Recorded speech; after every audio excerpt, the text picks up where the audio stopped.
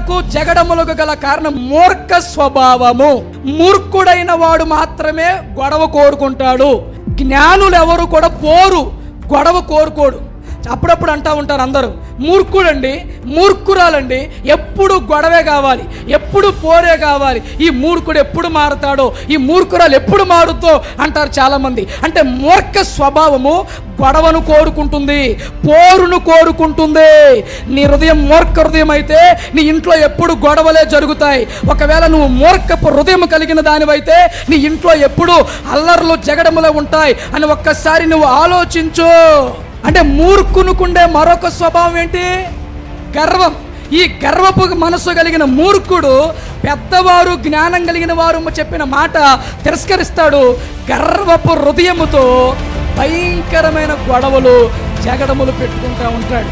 ఆలోచన వినేవాడికి జ్ఞానం కలుగు. పెద్దల ఆలోచన వింటే గొడవ జరగటానికి, జగడములు జరగటానికి వీలు లేదు.